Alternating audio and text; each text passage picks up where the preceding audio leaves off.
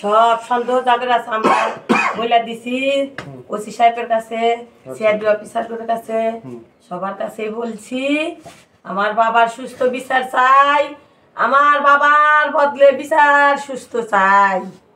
আমার বাবা বড়লি কত কিছু হইল নি, বাবা বড় পড়াশোনা করব, বাবা মানুষের মতো মানুষ হব, আমার বাবা আমাকে ভালোবাসা আদর করে। আমার জীবনে আমি আর চাই না কিছু, আমার বাবা চাই। এখানে আপনাদের কতদিন হচ্ছে? ছবিটা তুলে নিয়ে আসুন।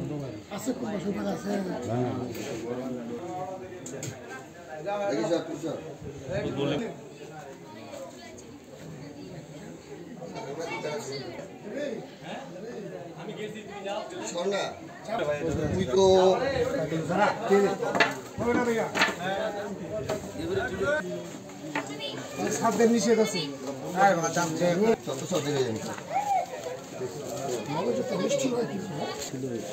দেখবে না, আসে না এদিকে অনেকজন।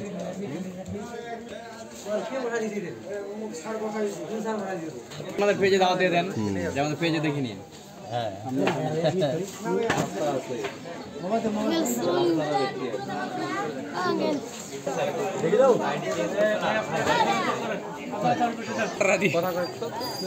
না না কোনটা এটা লালটা না কালাটা তুমি বলো। না, ওর ভাইয়ের সাথে কথা বলবো হয়ে যায়।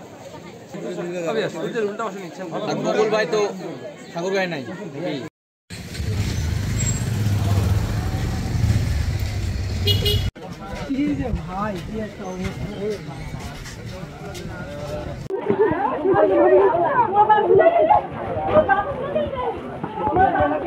ও আজকে বৃহস্পতিবার থেকে নাই, আমরা তখন খোঁজ করি, পোস্ট করি, মাইকিংও করি, তো পাওয়া যায়নি তাকে।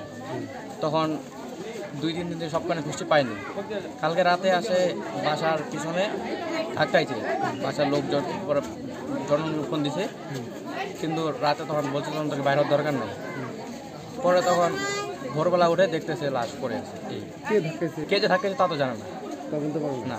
পরের দিকে আমরা একটি সংবাদ পাই যে একটি অজ্ঞাত একটি শিশুর লাশ বাড়ির পাশে পড়ে আছে। আমরা এখানে আসার পরে আমরা লাশটা সুরতাল করেছি এবং মৃত্যুর কারণ নির্ধারণের জন্য আমরা পোস্টমর্টমে প্রেরণ করব এবং কে বা কারা এর সাথে জড়িত আছে তাদেরকে শনাক্ত করার জন্য আমাদের তদন্ত প্রক্রিয়া চলমান আছে। আশা করি আমরা খুব শীঘ্রই মৃত্যুর কারণ এবং কে করেছে এই কাজটি আমরা তাদেরকে আইডেন্টিফাই করতে পারব।